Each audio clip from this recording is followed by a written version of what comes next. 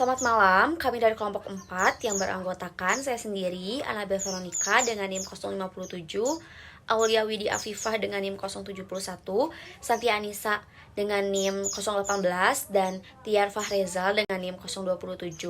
Di sini kami akan mempresentasikan mengenai Working from Home Effectiveness during COVID-19, Evidence from University Staff in Indonesia. Baik, selanjutnya di sini kami akan membahas yang pertama latar belakang, yang kedua identifikasi, maksud dan tujuan penelitian, yang ketiga tinjauan pustaka, yang keempat kerangka pemikiran, yang kelima hipotesis penelitian, yang keenam metode penelitian, yang ketujuh hasil dan pembahasan, dan yang kedelapan yang terakhir kesimpulan dan saran. Baik, selanjutnya di sini saya akan menjelaskan poin pertama, yaitu latar belakang mengapa penelitian ini dibuat.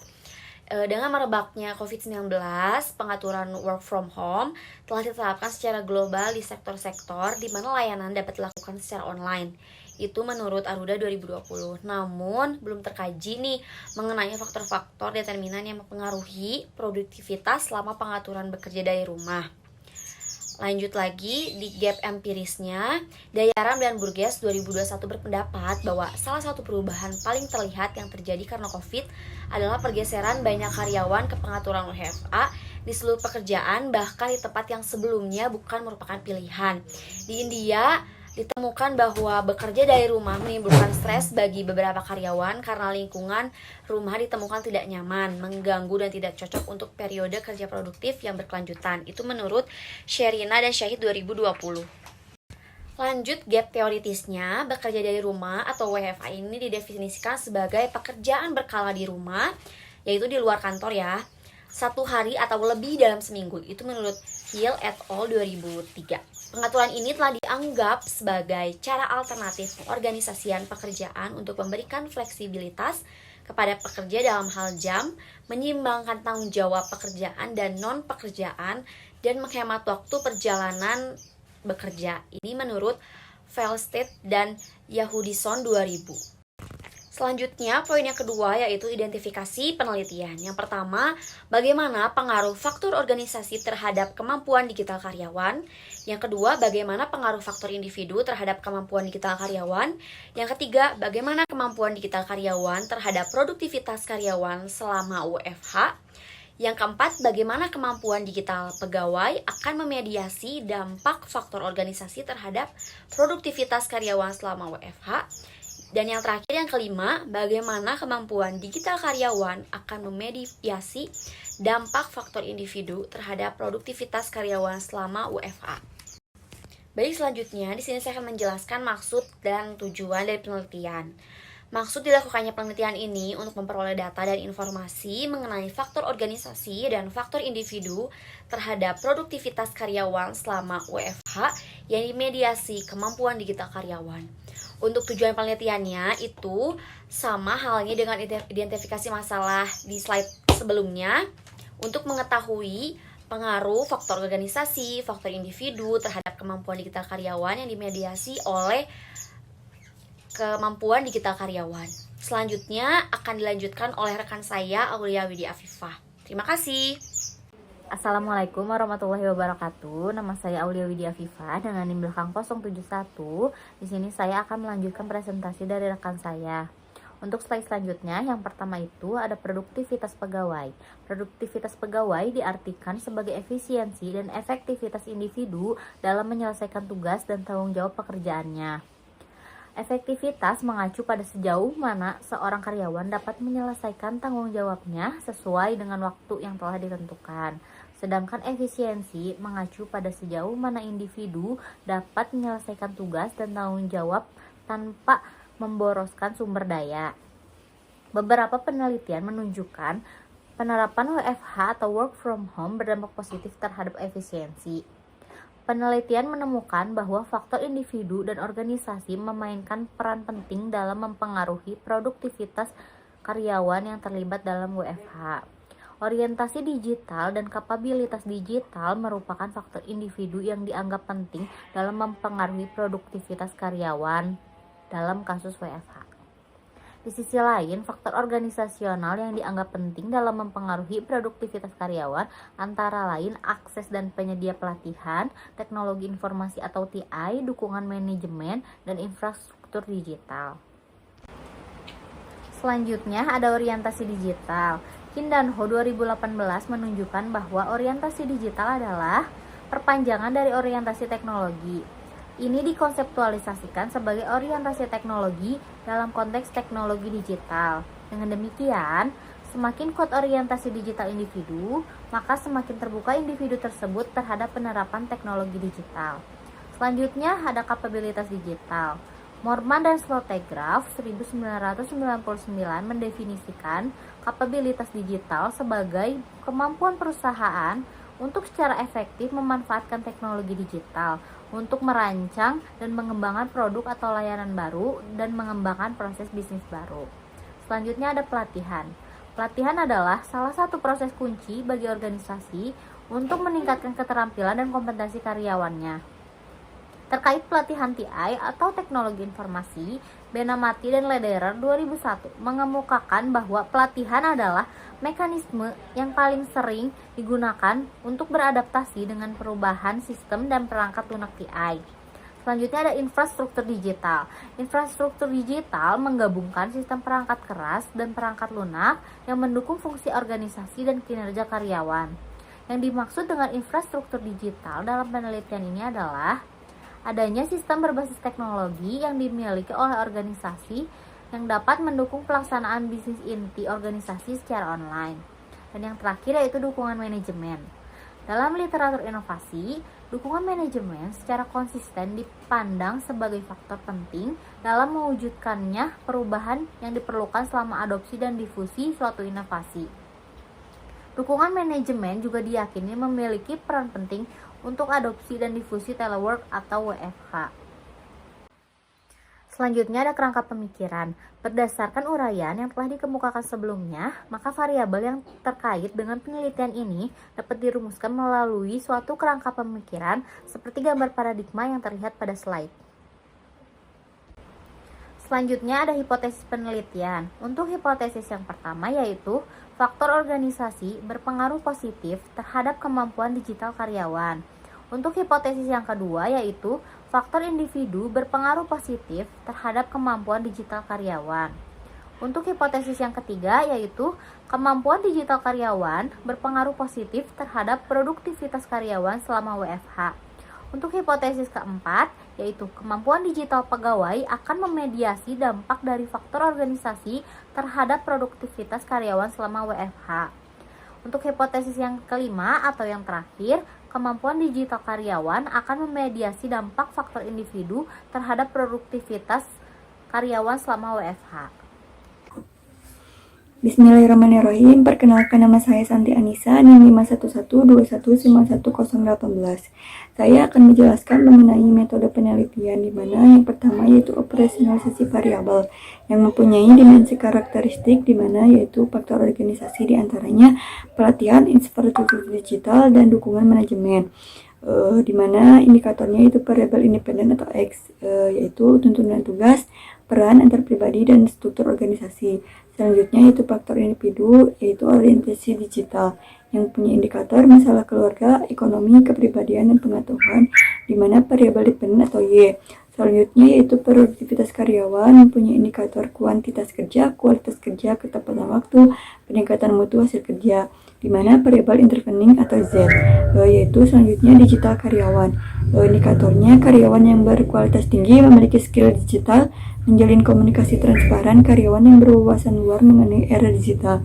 Skala dari semua indikator itu ordinal. Selanjutnya objek penelitian. Penelitian ini menggunakan pendekatan kuantitatif untuk menguji secara statistik hubungan sebab akibat antar variabel yang teridentifikasi melalui pengujian hipotesis. Penelitian ini menggunakan penelitian eksploratory dalam upaya untuk mengidentifikasi faktor-faktor penentu utama produktivitas karyawan melalui pengenalan program WFH. Selanjutnya yaitu teknik pengumpulan data. Data dikumpulkan melalui survei online menggunakan Smart Portal Least Square atau Smart TLS versi 2.0 yang melibatkan dosen di Indonesia. Semua kuesioner menggunakan skala Likert. Lalu selanjutnya populasi dan sampel. Populasi yang dipilih yaitu dosen dari 15 fakultas yang ada di sebuah universitas di Indonesia. Dengan sampel sebanyak 267 survei yang dikumpulkan. Teknik pengumpulan data. Penguji hipotesis dilakukan melalui pengujian statistik pada masing-masing jalur pengaruh langsung dan tidak langsung. Jenis dan sumber data dikumpulkan dengan menggunakan kuesioner terstruktur di mana responden diminta untuk memilih satu jawaban yang sesuai dengan karakteristik dirinya dengan memberi tanda silang atau tanda checklist. Selanjutnya, teknik analisis data melalui beberapa tahap, diantaranya yaitu peneliti melakukan pengumpulan data dengan cara sampling. Yang kedua, setelah metode pengumpulan data ditentukan, kemudian ditentukan alat untuk memperoleh data dari elemen-elemen yang akan diselidiki. Selanjutnya, yaitu kemudian dilakukan penyebaran kuesioner ke perusahaan yang telah dipilih dari bagian tertentu yang telah ditetapkan. Dan bagian terakhir yaitu apabila seluruh data yang diperlukan telah terkumpul, kemudian dilakukan pengolahan data, disajikan dan dianalisis. Selanjutnya yaitu uji validitas dan reliabilitas. Instrumen penelitian sebelum digunakan sebagai alat untuk mendapatkan program primer melalui penyebaran kuesioner harus terlebih dahulu diuji validitas dan reliabilitasnya. Selanjutnya yaitu hasil dan pembahasan. Dari berdasarkan tabel yang kita lihat, dari data tersebut kita dapat menyimpulkan bahwa peserta perempuan lebih banyak daripada peserta laki-laki. Setengah dari peserta perempuan dan laki-laki memiliki masa kerja kurang dari 10 tahun dan sekitar setengahnya berusia kurang dari 40 tahun. Selanjutnya akan dijelaskan oleh rekan saya. Baik, perkenalkan nama saya Tiar Fahrezal. Di sini saya akan melanjutkan presentasi yang tadi dilakukan oleh rekan saya. Nah, kita sudah masuk ke slide 14. Di sini ada hasil dan pembahasan. Semua penilaian validitas dan reliabilitas. Jadi, semua item yang digunakan untuk mengukur konstruk yang ditargetkan dalam model pengukuran orde pertama itu memenuhi syarat minimum validitas konvergensi, yaitu nilai loading di atas 0,7 dan nilai average variance extract atau biasa disebut AV di atas 0,5. Nah, untuk X2, 4 indikator infrastruktur digital yang memiliki nilai AV sebesar 0,482. Namun menurut Fornell and Lecker pada tahun 1981, AV mungkin merupakan perkiraan yang lebih konservatif dari validitas model pengukuran. Dan berdasarkan reliabilitas komposit saja, penelitian dapat menyimpulkan bahwa validitas konvergen konstruk memadai, meskipun lebih dari 50% varians, karena reliabilitas komposit konstruk berada di atas tingkatan yang direkomendasikan, sehingga validitas konvergennya memadai. Selain itu, uji reliabilitas, yaitu keandalan komposit untuk setiap konstruk yang ditargetkan berada di atas 0,7.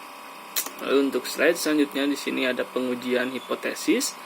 Nah, mengacu pada tabel 3, faktor organisasi yaitu pelatihan, teknologi informasi, infrastruktur digital, dan dukungan manajemen tidak memiliki pengaruh yang signifikan terhadap kemampuan digital. Hal ini terlihat dari nilai T statistik yang lebih kecil dari T table, yaitu sebesar 1,96.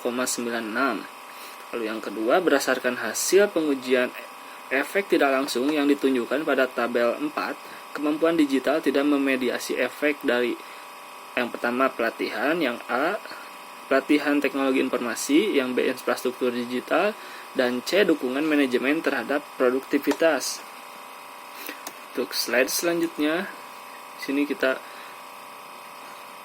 kepada hasil dan pembahasan penelitian ini. Jadi penelitian ini merupakan salah satu penelitian pertama yang mengkaji faktor-faktor determinan terkait teknologi digital yang mempengaruhi produktivitas karyawan dalam menerapkan work from home selama masa pandemi COVID-19. Lalu temuan menunjukkan bahwa organisasi dapat mempertimbangkan untuk bekerja di rumah work from home dengan perantara teknologi, dan suatu organisasi harus memastikan bahwa karyawan mereka memiliki orientasi digital yang kuat serta digital dan kemampuan yang memadai. Lalu temuan penelitian ini menyoroti pentingnya karyawan memiliki orientasi digital yang kuat agar mampu mengatasi masalah di tempat kerja yang salah satunya perlu optimalisasi teknologi digital agar beberapa aspek pekerjaan dapat mengakomodasi pengaturan work from home secara efektif. Hal ini dapat dilakukan melalui proses rekrutmen dan seleksi yang optimal untuk mendapatkan karyawan yang tepat sejak awal. Tidak adanya efek apapun untuk program organisasi bahwa program tersebut tidak efektif dan memerlukan penyelidikan lebih lanjut dari pihak universitas untuk meningkatkan efektivitasnya. Lalu di sini ada kesimpulan dan saran. Untuk kesimpulan, dapat disimpulkan dari penelitian ini, variabel faktor organisasi tidak berpengaruh terhadap kemampuan digital karyawan. Lalu variabel faktor individu berpengaruh terhadap kemampuan digital karyawan.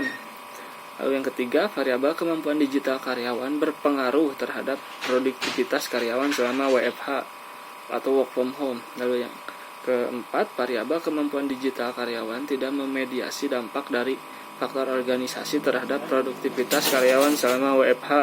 Yang kelima, variabel kemampuan digital karyawan memediasi dampak faktor individu terhadap produktivitas karyawan selama WFH. Lalu ada saran bagi peneliti selanjutnya, diharapkan dapat mempertimbangkan variabel yang tidak berpengaruh dalam penelitian ini. Penelitian selanjutnya dapat menambahkan periode penelitian maupun jumlah sampel. Dapat memperluas objek penelitian untuk melihat perbedaan hasil penelitian pada objek yang berbeda. Penelitian selanjutnya sebaiknya meneliti variabel-variabel yang bisa digunakan untuk mengukur peringkat obligasi agar memperoleh hasil yang lebih akurat. Lalu saran untuk investor, hasil penelitian ini dapat dijadikan acuan dalam melakukan pekerjaan mengenai memberikan kontribusi bagi para peneliti yang tertarik untuk melakukan penelitian tentang faktor-faktor yang mempengaruhi efektivitas work from home selama COVID-19 di dalam perusahaan. Nah, sekian dari kelompok kami. Mohon maaf apabila ada salah kata. Kami dari kelompok 4 ucapkan wassalamualaikum warahmatullahi wabarakatuh.